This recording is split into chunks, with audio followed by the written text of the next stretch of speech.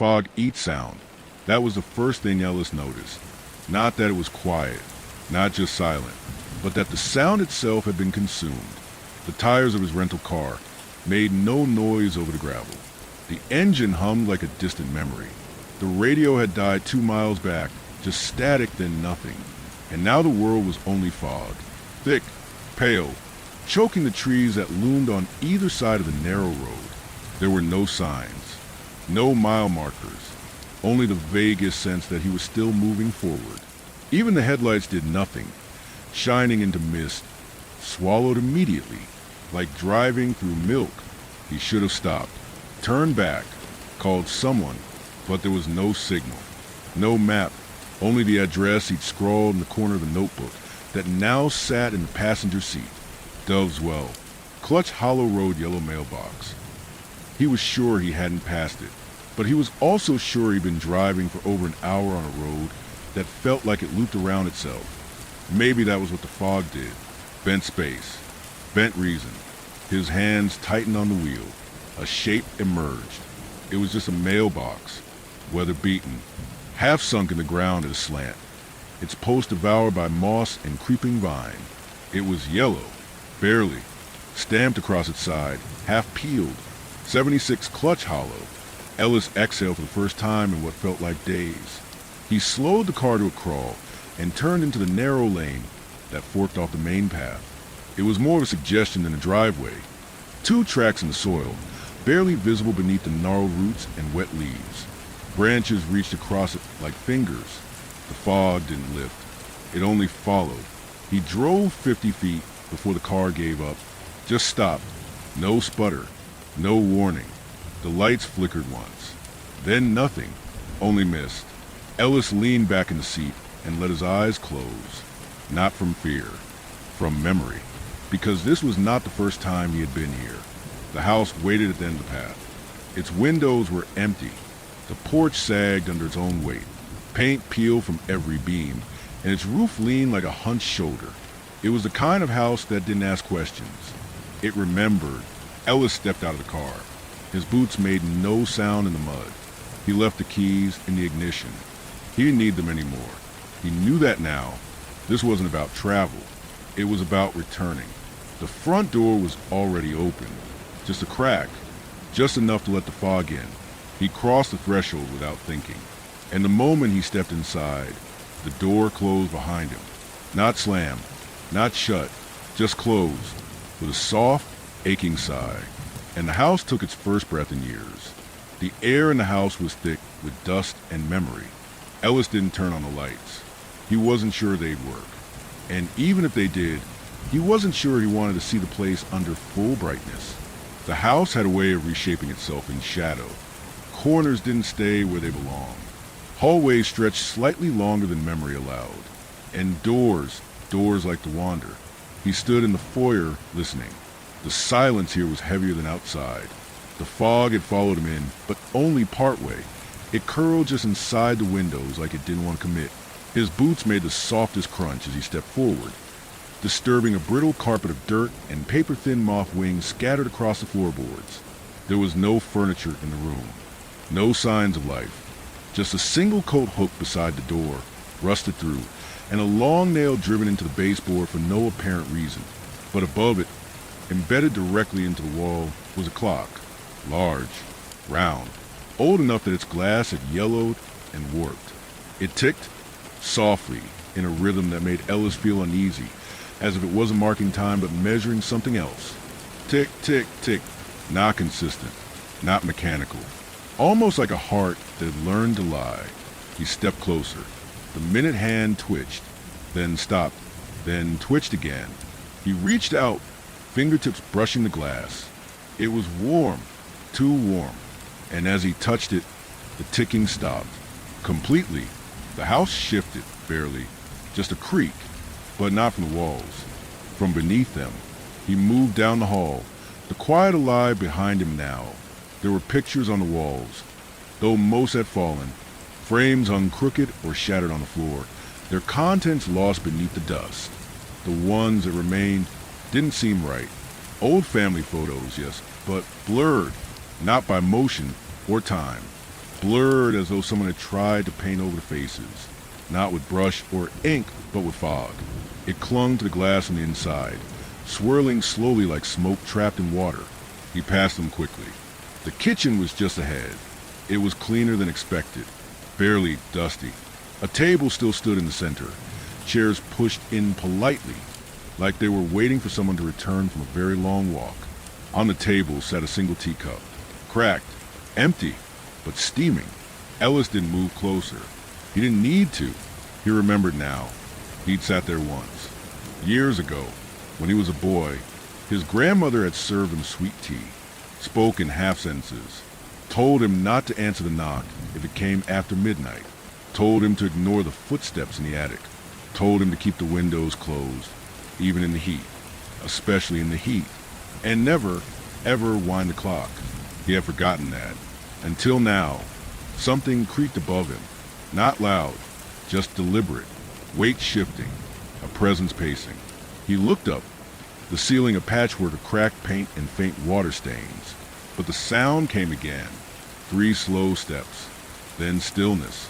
He turned, scanning the room again, and that's when he noticed the door at the back of the house, one he didn't remember, small, half-sized, painted the same yellow as the mailbox. It hadn't been there before. He would have sworn on it, but now it was, and it was open, just an inch, just enough to let the fog see in. He didn't approach it, not yet. Instead, he turned and walked back to the hallway, past the blurry photographs, past the clock, still embedded in the wall. Its ticking had resumed, but now it was slower, much slower. Tick, tick, tick. Ellis leaned in again. The minute hand jerked once, backward, only a hair's width, but enough, in the glass, just for a moment. He saw something behind his reflection, a figure, tall, thin, leaning forward, as if to whisper something into the back of the skull. But when he turned, nothing, just the silence, and the slow, slow ticking.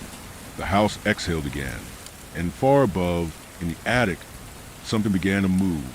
Ellis ascended the stairs like someone walking into a story they already knew the ending to. The old would groan underfoot, but didn't resist him. The fog curled around his ankles, dragging its cold breath upward. The walls were lined with wallpaper that had once been blue. Now the color of old teeth bubbled and peeling. Each step up was slower than the last. Not because he was afraid, though he should have been, but because something about the second floor was thicker. The air, the weight, the sense of expectation. At the landing, the hallway stretched out, dim and oddly damp, though he couldn't find the source. 5 doors faced each other like players in a card game, all of them shut, all painted the same shade of off-white, except one. The third from the left was faintly cracked, and from the gap came a soft, rhythmic tapping. Tap, pause, tap, pause. Not the sound of dripping, the sound of skin on glass. Ellis didn't remember this part of the house, didn't remember it being this long, didn't remember the doors. But memory was a loose thing here. He approached the door. The tapping stopped. The silence that followed wasn't empty. It was alert. Ellis pressed his fingers to the wood. Cool, smooth, the faintest vibration beneath it, like a heartbeat heard through layers of water. He pushed the door open. The room was a square, unfurnished. No bed, no chair, just one window nailed shut, and a full-length mirror on the far wall. No frame, just a mirror, and thick black wire wrapped around it in a haphazard lattice, nailed straight into the plaster behind, like someone had tried to lock the mirror in place, to bind it. The tapping had come from there. He knew it. He stepped inside. The door didn't close behind him. That would have been too obvious. Instead, it simply faded. When he turned to look back, the hallway was gone, only wallpaper, as if the room had never had a door at all. He faced a mirror again. It was taller than him, wider, too, the kind of mirror you might find in a ballet studio or a high-end department store. Except this one had depth, not in reflection. Nothing moved, and the surface gave back his image faithfully. But in feel, his stomach turned slightly the longer he looked, not from fear, exactly, from a subtle, sick realization. The reflection blinked before he did.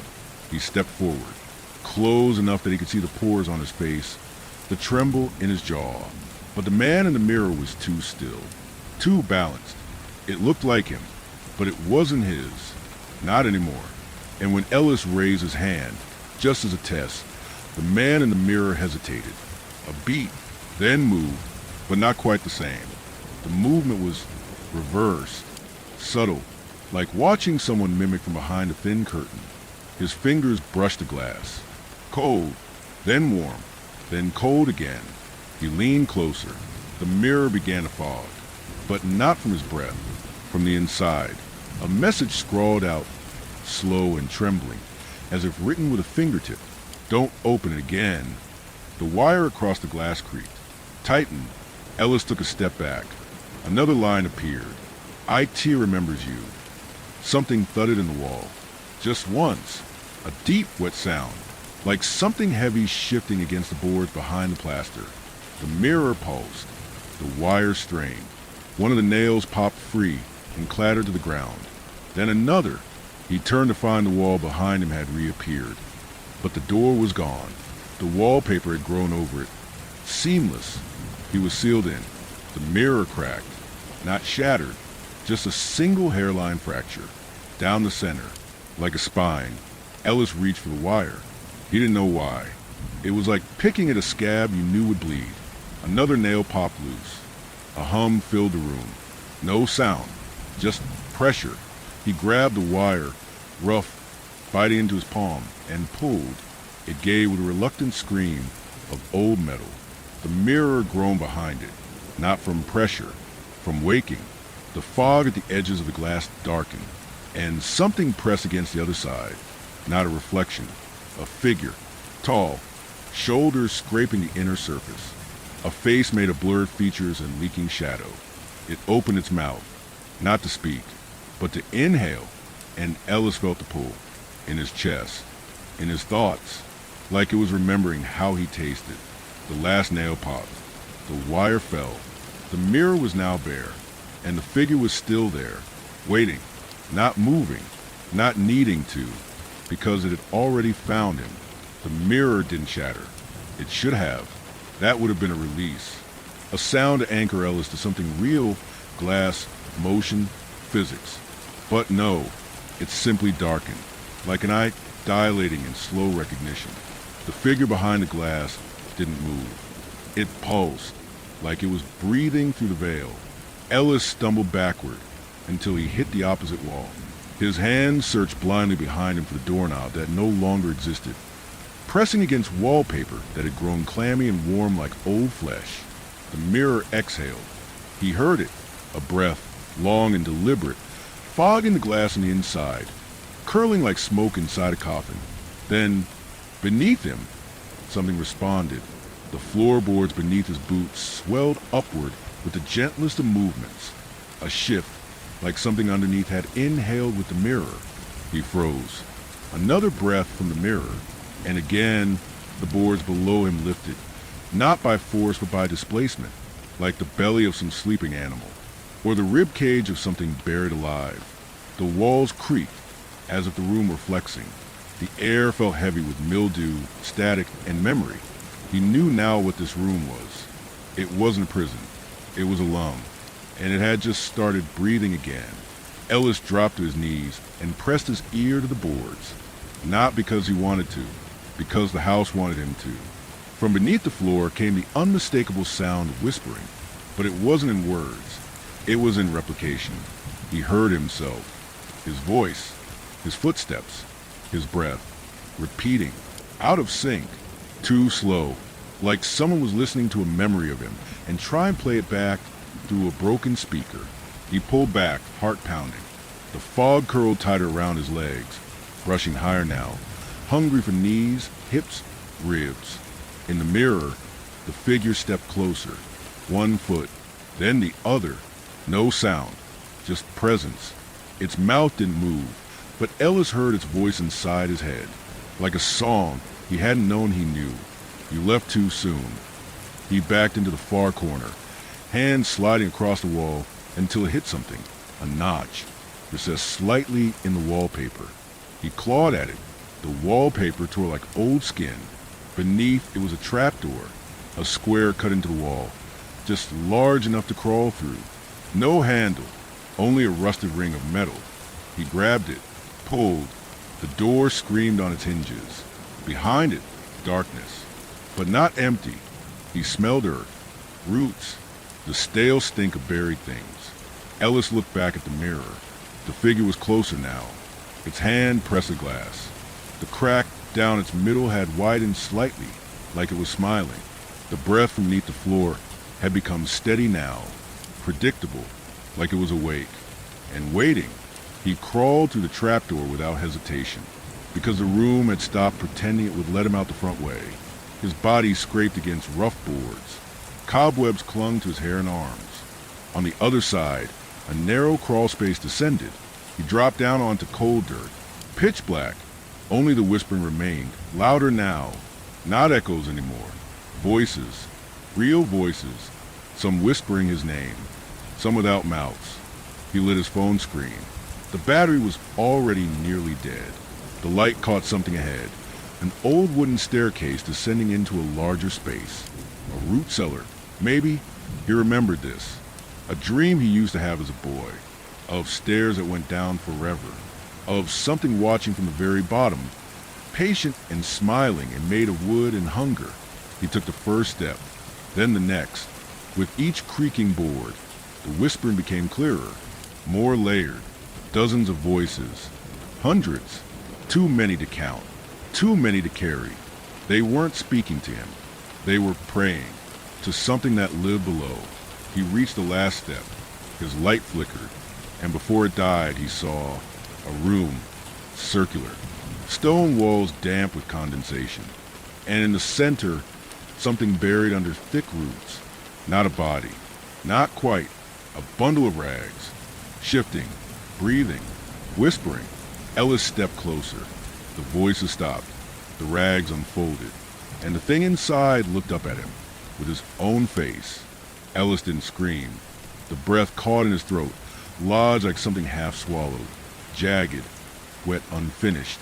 The figure on the floor sat cross-legged, still half wrapped in roots and old cloth, head tilting upward slowly, as if waking from a nap that had lasted a decade too long.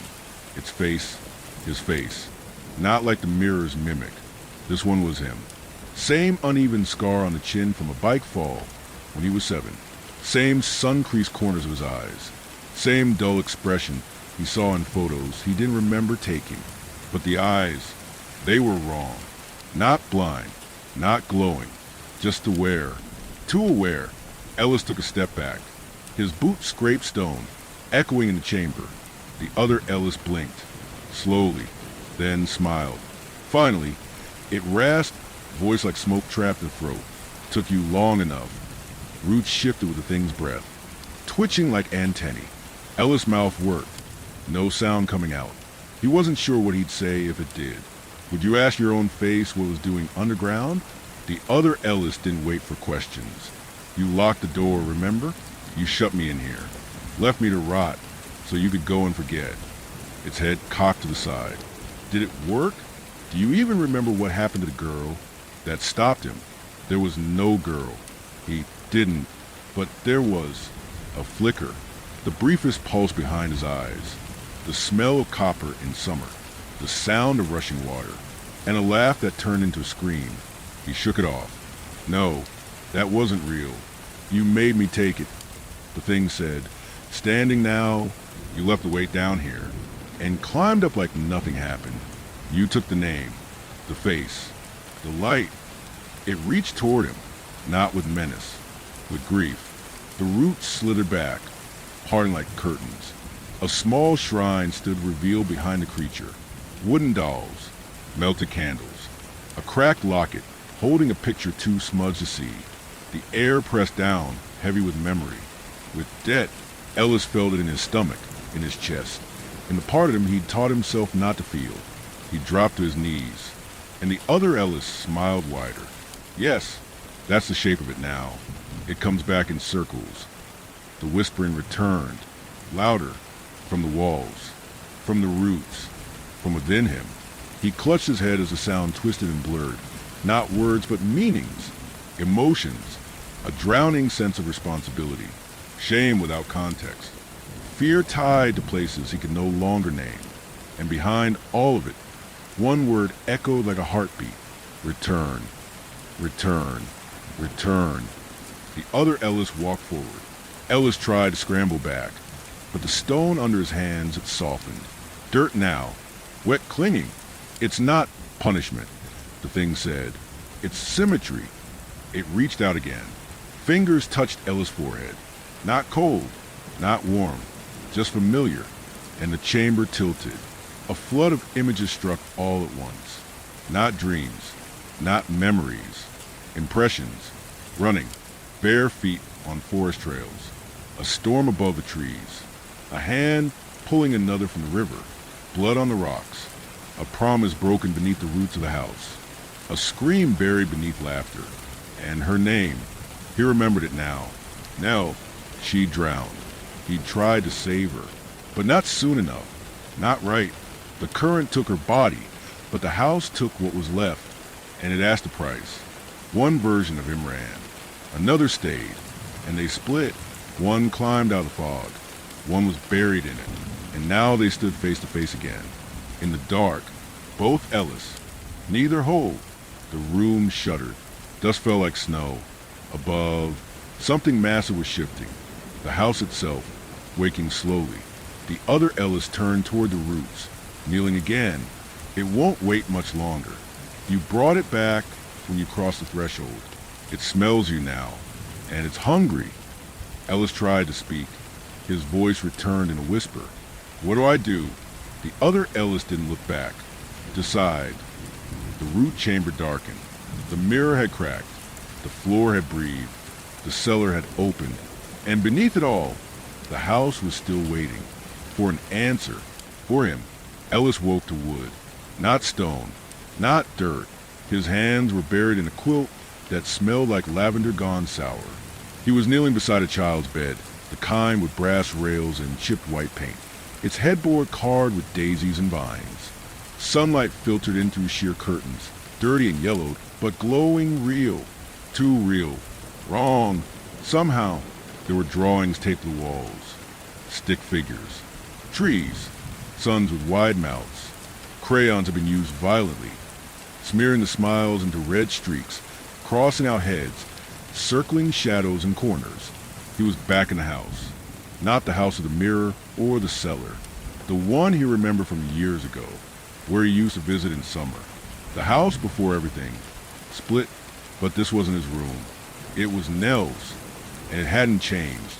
The air in the room felt charged, like every surface had been waiting, not gathering dust, holding its breath. He stood slowly, legs aching with remembered strain, the smell of the cellar still clinging to his clothes. His boots were muddy. One lace was torn. He didn't know how he'd gotten here, only that the other Ellis was gone, or had become him again. Maybe that was the same thing. The bed creaked as he stepped back. The sheets were tucked tight, hospital corners folded with unnatural precision. But the pillows, they were wet, still damp. He didn't need to lift them to know what was beneath. He did it anyway. The locket, still open, still cracked. And inside her picture, Nell, 5 years old, maybe 6, wide smile, missing front tooth, eyes you could fall into and forget yourself. The photo blurred before he could stop it. His vision swimming, throat tightening. He pressed a locket to his chest. Then he noticed the wall behind the bed. It was breathing, very subtly, in and out, like paper over a mouth. He moved closer. The wallpaper peeled slightly near the center. Floral print stretched in over what that didn't feel like a wall. He touched it. It was warm. It pulsed. The paper tore at the edge with the slightest pressure, like it wanted to be opened. So he pulled. Behind it, a door.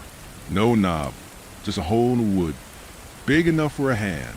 He knew this part, not from memory, not from dreams, from guilt. This was the door Nell had drawn over and over, the one she said whispered at night, the one they joked about, until it opened on its own. until she'd gone through it and never come back. They told everyone she drowned in the river. They buried her jacket, her boots. But Ellis knew, he always knew, he'd seen the wallpaper in his dreams. He just never pulled it back. Not until now. He pressed his hand into the hole. It fit, and the wood, it closed around him. There was no hallway, just fog, thick, silent, breathless. Not cold, not warm, timeless. He stepped forward, or thought he did. The ground had no texture, no resistance, just path. He could still hear the bed creaking behind him, still feel the locket's weight in his hand. But the room was gone.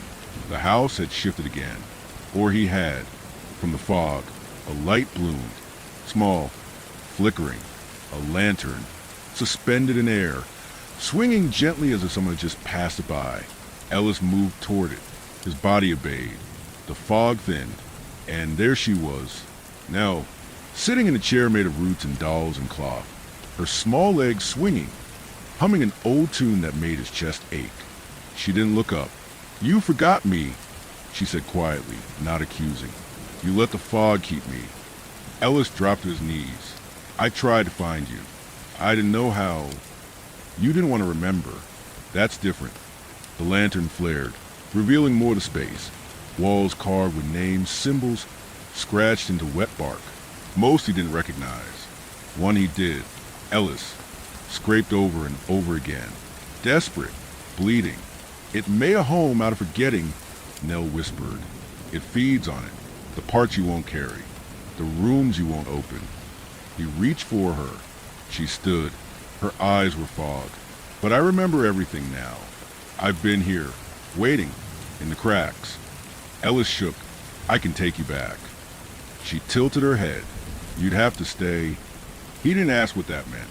The fog began to pull tighter, the lantern dimming. "The house is shifting again," Nell said. "It won't give us both up." She took his hand. Small, cold, but real. One can go, one can stay. The roots twisted behind her, revealing another door. This one pulsed red with breath. A heart, made of wood and hate and memory. "Choose," she said, and the fog began to scream. The fog didn't rise or fall, it tightened, like a rope slowly wrapping around a throat. Careful, deliberate. It pressed against Ella's skin, not with force, but with expectation, as though it already knew what he would choose. The red door before him pulsed like a living thing, warm and wrong and wet sounding beneath its thudding rhythm. The walls around it were not stone or wood anymore, just root and void, crawling with symbols Ellis couldn't read but somehow understood. They meant loss. They meant price. Nell's hand tightened in his. She was watching him now, not with fear, not with hope, with understanding, because she knew what he'd done, what they'd both done, and what the house demanded to keep the balance. The house had always been a place of exchange, a place where the cost wasn't paid in coins or blood, but in selves. The person you were when you entered was never the one that left, unless someone else took your place. The red door whispered, not in words, in memory, the sound of their laughter near the river. Nell dancing along the rocks, fearless, wild. A moment too long, a grip too loose, a slip, the water pulling. Ellis screaming, trying, failing, and the thing that opened beneath the current, the mouth of the house. She hadn't drowned. She'd been taken, and in his panic, Ellis had run, away from the river, away from the roots, away from the truth. The door hummed with satisfaction. "It's still hungry," Nell said. He looked at her. Her hair was darker here, her face older. Not in years, she was still a child, but something behind her eyes had seen centuries. "What happens if I stay?" he asked. "You stay." Her voice didn't waver. "You sleep in the roots. You hold the weight. You keep the house dreaming. And you go back?" She nodded. "If it lets me." She looked at the red door. "If you bargain right." Ellis stared at the door, feeling something inside him loosen, a thread unraveling. He remembered the weight of the guilt now. Every day he'd avoided thinking of Nell. Every time he'd laughed without hearing her name echo behind it. How he'd rebuilt himself atop forgetting. A new version of Ellis, clean, silent, distant. But beneath it had always been the cellar, always the fog, always the dead. And here he was, standing before the only kind of mercy the house allowed. A choice. "I don't want to forget again," he whispered. Nell looked at him. Her expression softened. "Then don't." And then she let go of his hand. The red door opened, not with a creak, but a breath. Warm air spilled out, thick with rot and sweetness. It smelled like the cellar, like memory half buried, like everything Ellis had never said aloud. Inside, a spiral staircase made of bones and twine and ash. At the center, a hollow place, waiting. He looked back once. Nell stood there, the fog parting slightly behind her. Through it, he saw the edge of the room again, the bed, the drawings, the locket lying on the quilt. "You'll go back to that?" he asked. "No," she said. "I'll go forward." And she smiled just for a moment, the first real smile he'd seen since he came back. It was quiet, trembling, but bright enough to pierce the fog. "Thank you," she whispered. Ellis stepped into the doorway. The warmth wrapped around him instantly, not heat, not cold. A kind of pressure, like a thumb pressing into the softest part of his mind. The door closed behind him. No slam, just the sound of forgetting. He walked. The steps felt endless, but each one took a weight from his shoulders. The name Ellis became softer, echoing behind him. The spiral narrowed, and at the bottom, a cradle, not for a child, for his shape. Roots curled like fingers, waiting to receive. And when he lay down, they didn't bind him. They held him. The house sighed. Content. Ellis closed his eyes and remembered everything. Above, Nell blinked. The fog peeled back. The room brightened. The house shifted, and she stepped forward into the sunlight. The fog was gone. Not fully, never fully, but thin enough to reveal the house as it used to be, or perhaps as it wanted to be seen. The walls stood straight again, windows unboarded, dust cleared in places like someone just passed through, wiping cobwebs with the sweep of a child's hand. Nell stood in the threshold of what used to be her room, but something had shifted behind her eyes. The girl was still there, 5, 6, small limbs and long shadows, but the way she moved now was older, measured, like each motion was echoing across decades. The house creaked underfoot, but it was a soft sound now, not threatening, not a warning. A sigh. She stepped into the hallway. Paint peeled, yes, floorboards bowed, but the walls didn't bleed. The mirrors didn't twist. The hunger was quiet. Ellis was gone. The house had eaten him, but not cruelly. It had accepted him, and in doing so, it had released something. Her. Downstairs, the parlor was flooded with gray light. Dust motes drifted in lazy spirals, and the furniture had returned to familiar shapes. The high-backed chair, the cracked clock on the mantel, the crooked painting of the ravine. Nell stepped carefully over the rug, remembering the exact place where the boards had once split open, where the thing on the floor had whispered through her dreams. Now it was silent, not gone, but resting. In the fireplace, something was burning low. A locket, molten now, the metal warping into an unreadable shape. Ash curled up the chimney in delicate ribbons. She didn't touch it. The front door stood open. Beyond it, fields, trees, a sky she hadn't seen in years. A breeze moved through the house and touched her skin. For the first time in how long? She shivered. She stepped onto the porch. The outside wasn't quite right. It wasn't wrong, either, but like a dream painted over the real. Too still. The grass didn't sway. The clouds didn't drift. But the air was clean. She could breathe. Behind her, the house stood tall, its windows watching. It would always watch. She looked down the path, the one she remembered running down after Ellis that day, before the river, before the door, before she became something else. She walked, and with every step, the sky deepened. Blue became gold. Gold became dusk. The woods opened, and from within the trees, lights began to glow. Not lanterns, not fireflies. Eyes. They watched her without blinking. Shapes, just beyond recognition. Faces she had seen once, maybe in the fog, maybe in dreams. People the house had forgotten, or had been forgotten by. They didn't come closer, but they parted for her, letting her pass. One of them whispered as she passed, "You were the seed." Another replied, "He was the root." A third, nearly inaudible, "Now the fog has roots of its own." She didn't answer, not because she didn't understand, but because some truths weren't meant to be spoken outside the house. She kept walking, and the trees swallowed her, back in the house, behind every wall, beneath every board, in the crawl spaces and cellar, in the folds of shadow and stain. Ellis slept, not dead, not dreaming, just part of the structure. And when the house sighed again, it did so through his lungs. The road remembered her. That was the first strange thing Nell noticed. It didn't whine or crack or disappear behind her. It bent for her, slightly, as though it had been watching and waiting, aware of the shape of her steps. The fog no longer blanketed it. It followed her like a respectful shadow, just far enough behind that she could see the moss between the broken stones, the rust-colored stains that no rain ever washed away. She walked barefoot. The soil didn't bite. The gravel didn't pierce. It simply accepted her. She had left the house. But not really. You don't leave the house.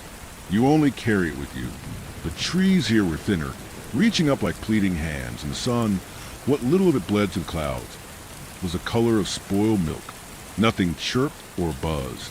No wind. No insects. No scent. It was the silence of an abandoned chapel, the hush of a secret buried beneath floorboards. Nell stopped where the road split. There was no sign, just two diverging paths, one straight and choked with creeping vines, one winding and narrow, leading uphill toward a crooked wooden gate. The air changed between them. To the left, a scent like damp stone and decayed parchment. To the right, something that smelled almost sweet like sugar rot. She didn't hesitate. She went right. The crooked gate was unlatched. It leaned inward as if beckoning. The wood had been branded. Symbols carved not with knives, but with fire. A language of old things, slumbering things. A kind of script that didn't say anything but promised. Nell stepped through, and the ground changed. No longer dirt or stone, but salt, packed white crystals beneath her feet, crunching softly, whispering with every step. The path narrowed, hedged in by walls of thorny briars that pulsed when she passed, like a heartbeat, hers or something else's. Somewhere far above, a bell rang. Not loud, not sharp, but low, as if rung underwater. A tone that vibrated in her ribs. She followed it. The bell tower stood alone in a clearing. Small, crooked, a single black door hanging off its hinges. The tower was built from old barnwood, nails exposed like teeth. At the top, where the belfry yawned open, the bell swayed in windless air. It moved without motion, soundless now, but Nell could still feel it. She stepped inside. The air in the tower was thick. Not musty, not like rot. It was dense, like the pressure in your ears before a storm breaks. Something else was here, watching.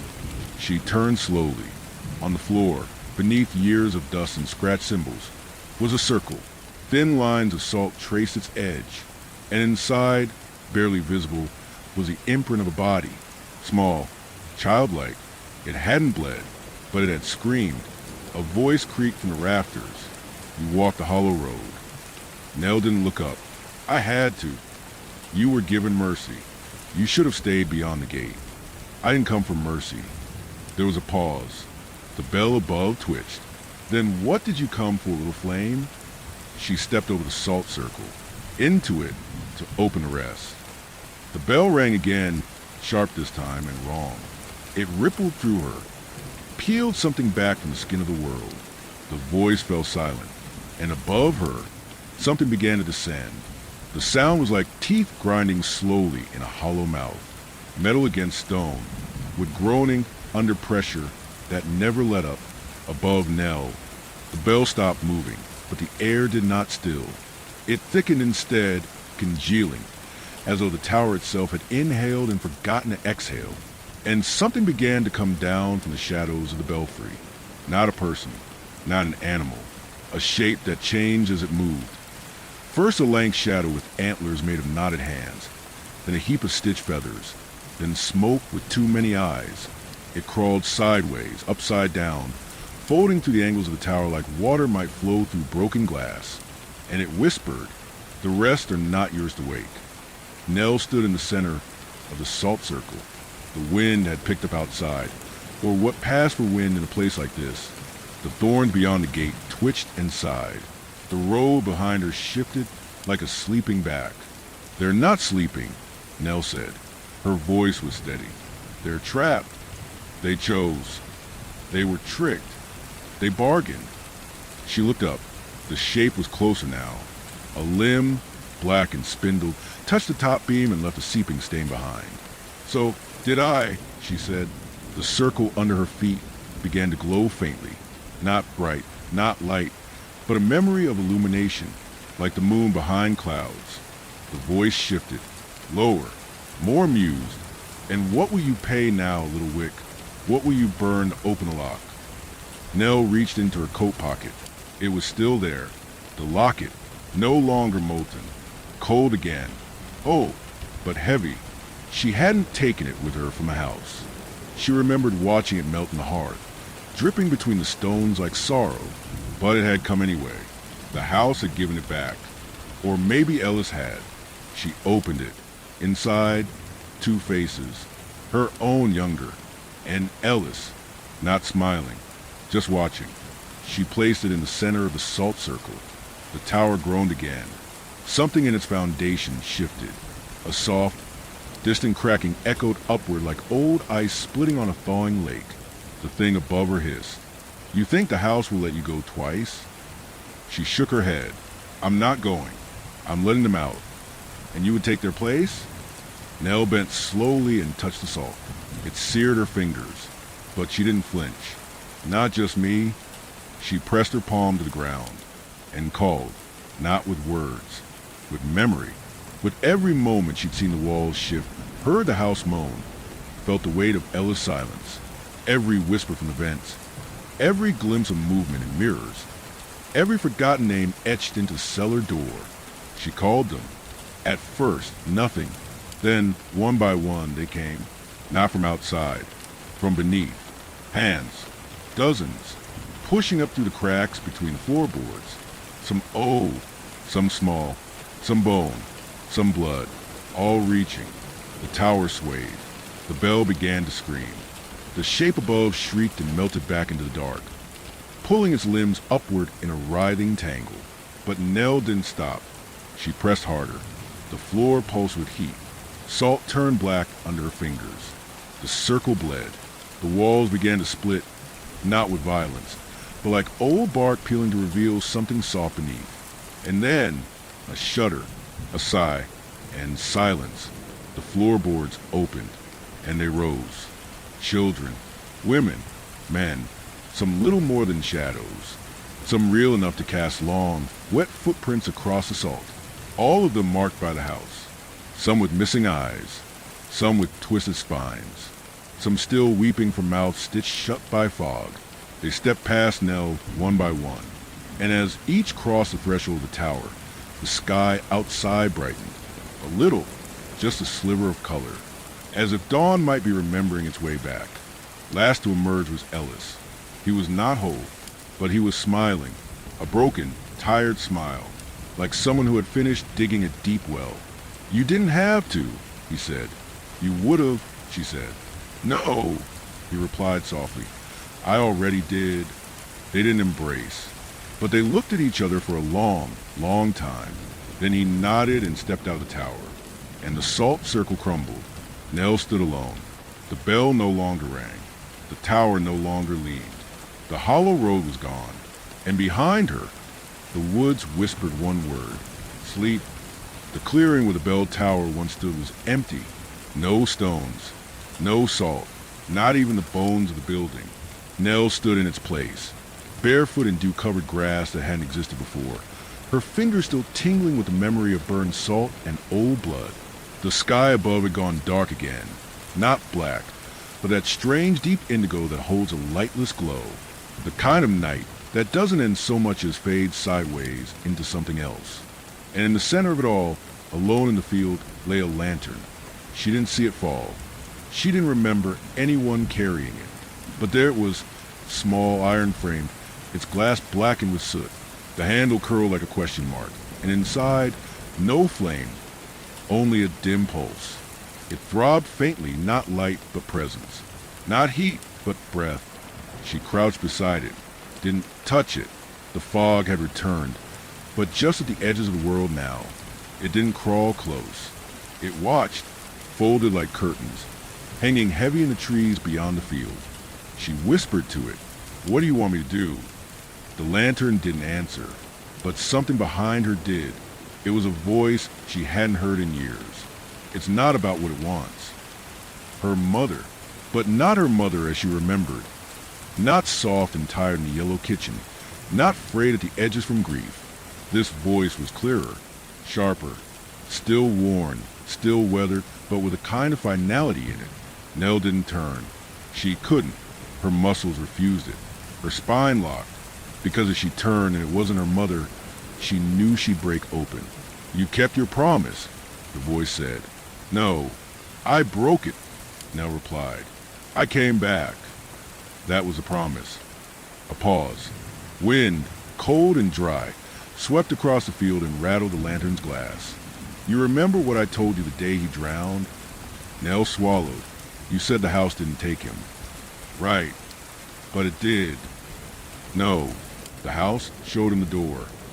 The voice moved closer. Not footsteps, just proximity.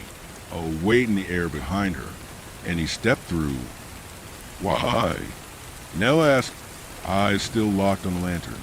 "To close it, from the other side." Nell's throat tightened, but it didn't close. "No," the voice said gently. "It found you." The lantern pulsed again, and this time just for a moment.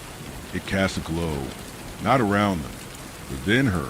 It lit the hollows of her ribs, the gaps in her memory, the shape of what she had lost and what had always remained.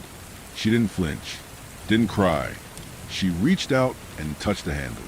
It was cold, but not cruel, and when she lifted it, the fog shuddered, the woods opened. Nell walked slowly. The lantern didn't shine, exactly. It didn't banish the dark, but it gave the shadows shape, showed her where to step, where not to.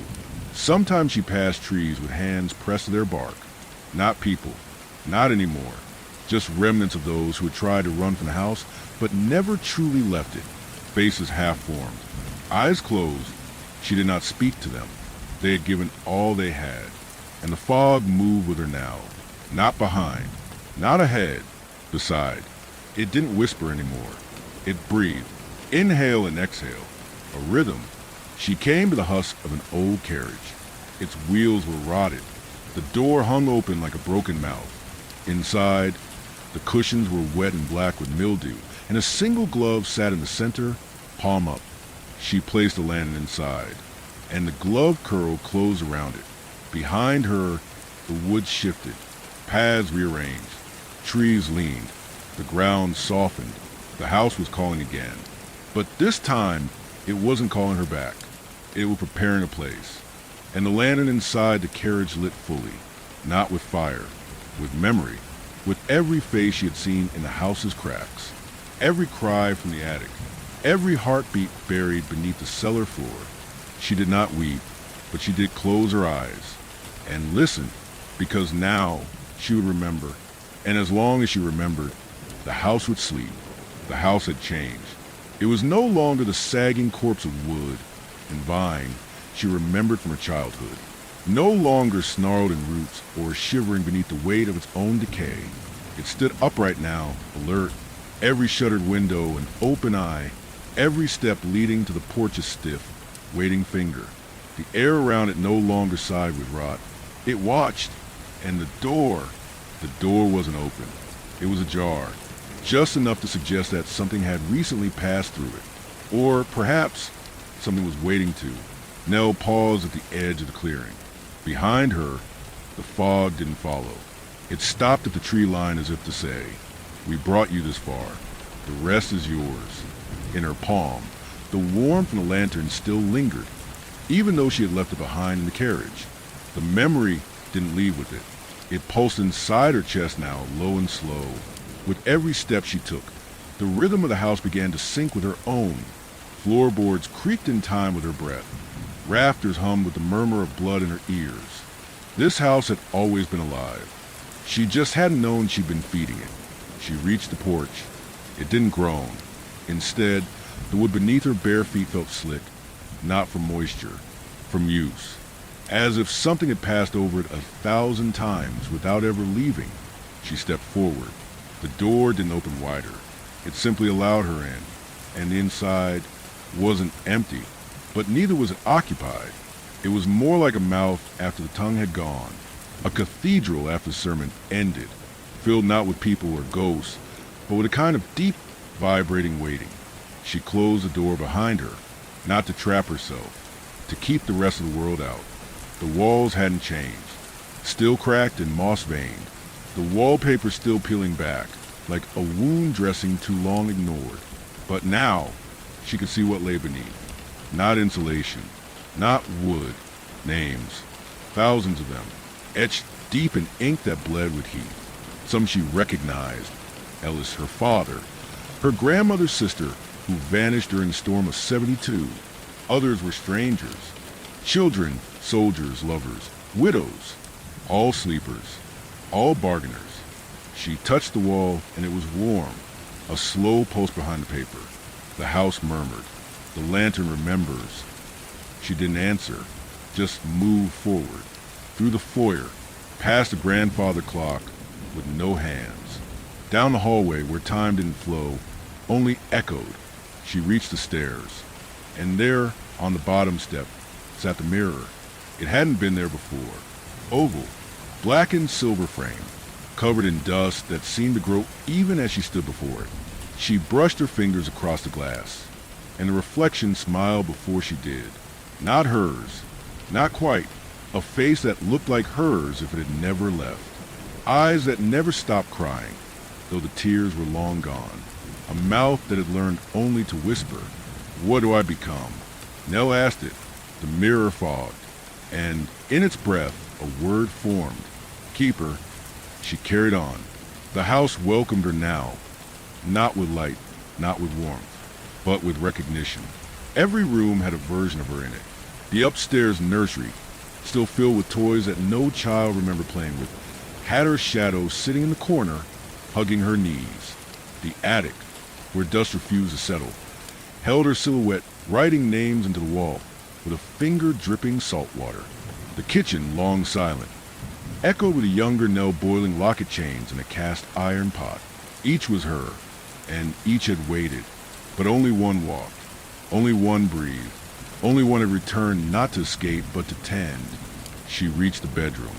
Her mother's, her father's, hers, all of them.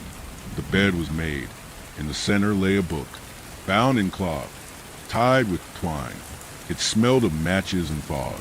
She opened it, and inside nothing, only blank pages.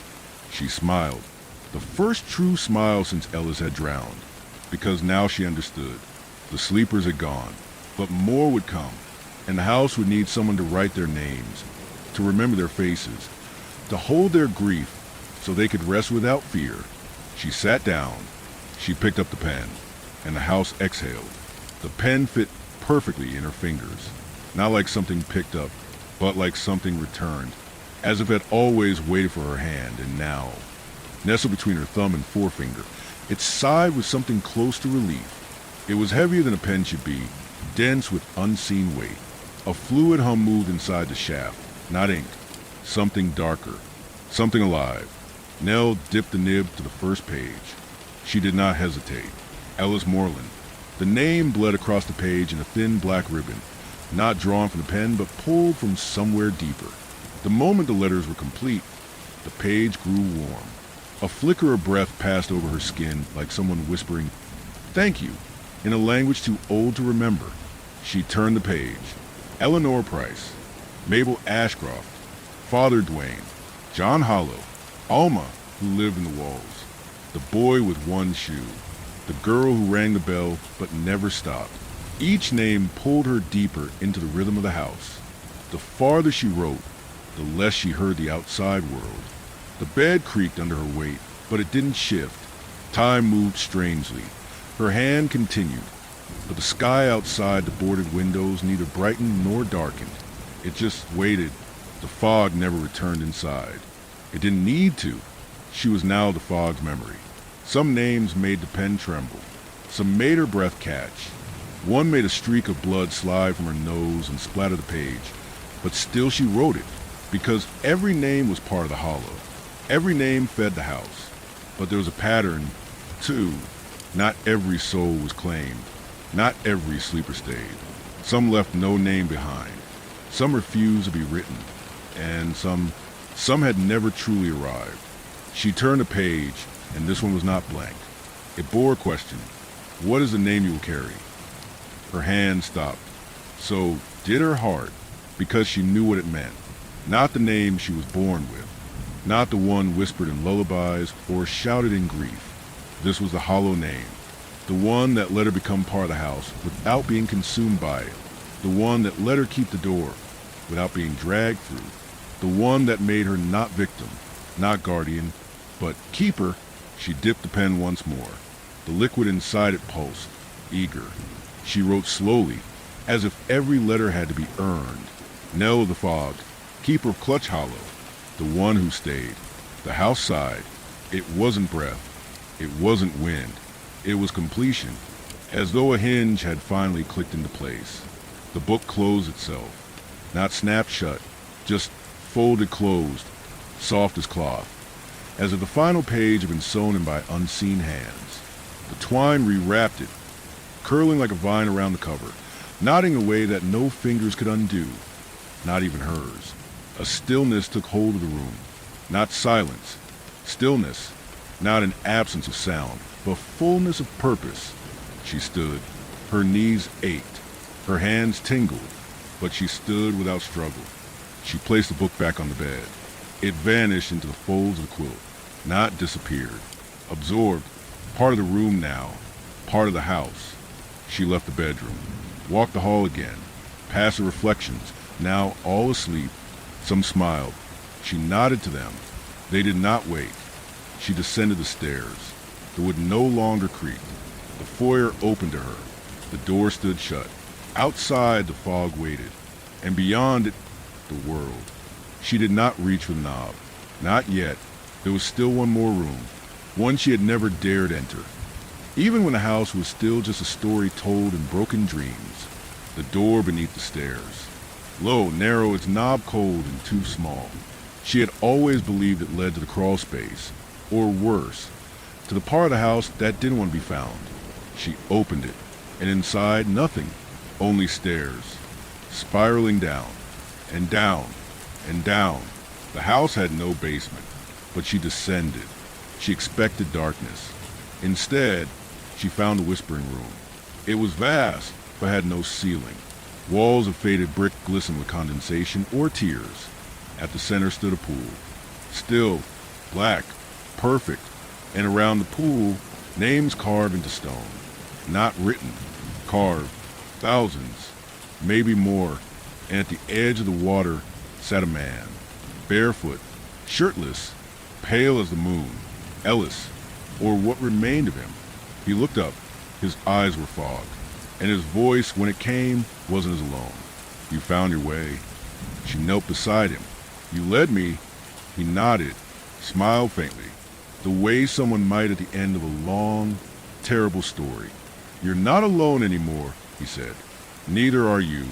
They looked into the pool together. Beneath its surface, more names waited. Not yet written, but coming. The pool didn't ripple. Even with both of them there, Nell kneeling on one side, Ellis seated like a statue on the other. The water stayed perfectly smooth, smooth as paper, dark as the pupil of an eye staring back, and deep, far too deep for this house, far too deep for this world. Yet it belonged. The longer she looked into it, the more the silence folded over her shoulders. Heavy, familiar, not oppressive, not quite, but final, This was the end of the path. Or the start of another. Ellis reached into the water. His fingers didn't break the surface. They sank into it, like slipping a hand into ash. Resistance, then embrace. When he withdrew, a name clung to his palm. Not a word. A shape. Letters, sure. But more than that, etched emotion. Memory crystallized. A life compressed into a single, elegant burn on his skin. "What is it?" she asked. He smiled at it. The kind of smile you give to an old wound that's finally scabbed over. "The ones who never made it home," he whispered. "The ones who walked too far into the fog and forgot why they left in the first place." He turned his hand toward the water and let the name go. It sank without a sound. No splash, no ripple, just vanishing, as if returned to where it had always belonged. Nell watched and understood. These weren't just sleepers. These were the lost. Those who had no one left to remember them. No graves, no stories, just fog and disappearance. And this house, it was the last place that ever spoke their names. She rose from her knees. The silence didn't follow her. It stayed with Ellis, sitting like an old coat across his shoulders. He no longer looked like her brother. Not entirely.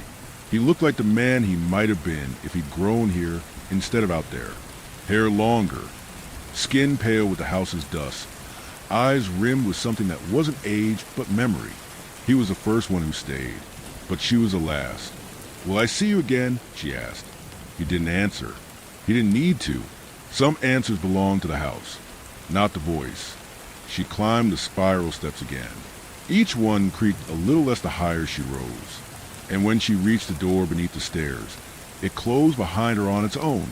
No wind, no sound. The foyer was the same. But the door was open now. Not ajar, not cracked. Open. Fog curled gently at the threshold, like a cat brushing the edge of its home. The air smelled faintly of mint, like the hills where her grandmother used to take her walking. Somewhere, far off, a train horn sounded. Not real, just memory. Nell stepped toward the door, paused at its frame, turned back, and saw everything. The staircase, the hallway, the bedrooms, the peeling wallpaper. All of it hushed and waiting. And in that moment, she understood what the house had given her. Not just names, not just silence, but choice. She could walk away. She could let the door close behind her and vanish into the world again. Or she could stay. Stay and keep the names. Keep the lights dim but burning. Keep the fog from swallowing too much. She didn't move. Not yet. Behind her, a floorboard groaned. Not ominous. Curious. Then another. A child's footstep? No. A visitor. Someone new had come. And the house, its door still open, was waiting to decide. So was she. Because the final name hadn't been written yet. A hand reached for hers. Small, cold. She turned. No one was there, but the hand didn't vanish. Not really. It had always been part of the house. A child, or a memory, or something in between. She knelt again and whispered gently, "Tell me your name." The wind sighed. The floor creaked. And in the space between, a voice. Not yet. The voice drifted like dust stirred in sunlight. There and not impossible to pin. It came from behind the walls, from under the floor, from within the house's very breath. Not quite child, not quite ghost, but something very old that had never been spoken to softly. Nell stayed kneeling, her hand still open. "It's all right," she said gently. "You don't have to give it yet. You can keep it until it's ready." The air shifted. A light bulb in the upstairs hall flickered once, then stilled. Somewhere deep in the house, a door latched softly. She could feel the house settling, not decaying, not dying, just resting, as though with her. It had finally found someone to listen long enough that it could close its many eyes and dream. She stood and turned again toward the open door. The fog moved differently now, slower, tamer, no longer reaching for her, but waiting to see what she would do. Nell stepped forward and placed her foot on the threshold, just enough to feel the cold, not enough to pass through. because she understood something. Now, something the others never had time to know before the house took them. Leaving wasn't escape, and staying wasn't doom. The house didn't trap you. Not if you listened. Not if you understood the rules written in breath and silence and fog. If you stayed, it was because the house trusted you. If you left, it was because the house forgave you. But only one choice gave you purpose. And Nell had always needed one. She turned back fully, closed the door with her own hand. It didn't protest, didn't resist, didn't lock. Just clicked shut like a sigh at the end of a long conversation. The latch echoed through the halls like a heartbeat slowed. The fog outside faded, inch by inch into trees. For now, there would be more, always more. But she was here now, and she had the pen. She had the book. She had the names. She was the one who listens. In the hallway, something padded softly on bare feet. Nell waited, eyes soft, back straight, and around the corner, from the room that had once been hers, came a girl, no older than 7, wearing a nightgown too long for a frame, hair flat and tangled with cobwebs, feet darkened with soot. She didn't speak. She didn't look afraid. She walked up to Nell, placed her small hand in Nell's waiting one, then pointed to the stairs. Together, they climbed in the old master bedroom, the one with the iron frame bed and the window nailed shut. The girl paused beside the nightstand. Resting on it now was the book, wrapped in cloth again. She reached for it, paused, looked at Nell. "You keep it," Nell whispered. "But what do I do with it?" the girl asked. Her voice was brittle and used. Nell knelt beside her. "You'll know when it's time." The girl looked down at the book.